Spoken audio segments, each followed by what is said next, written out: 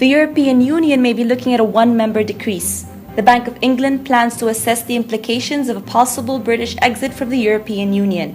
This confidential research project was sent through an unintentional email to a newspaper. However, whether or not this statement is true remains questionable. It was mistakenly sent to The Guardian by a member of the bank's press office. A spokesperson of the bank described the error as unfortunate. The Guardian reported that a senior bank official's advisor said that it was meant to be kept secret from most of the bank's staff. British Prime Minister David Cameron, who was re-elected on May 7, declared to reshape Britain's relations with the European Union before holding an in-out membership referendum by the end of 2017. As with last year's referendum on Scottish independence, the Bank of England is keen to avoid any suggestion it is entering a political debate.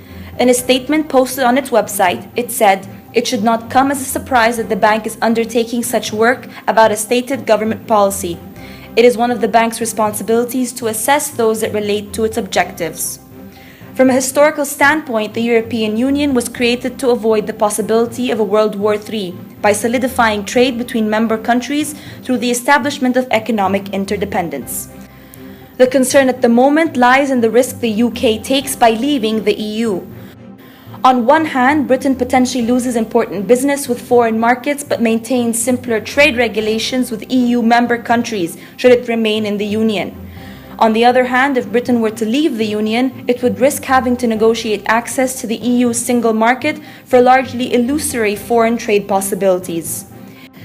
Because the UK has a large stock in the EU as well as the US foreign direct investment, leaving the EU would result in numerous renegotiations for adherence to the EU market rules.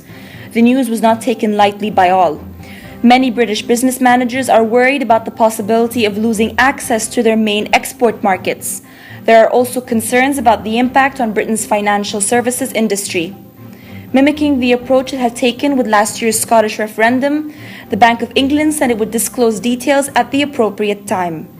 Given the fact that such an action would have considerable change in the UK politics and economy, the appropriate time to do so may be sooner than we think.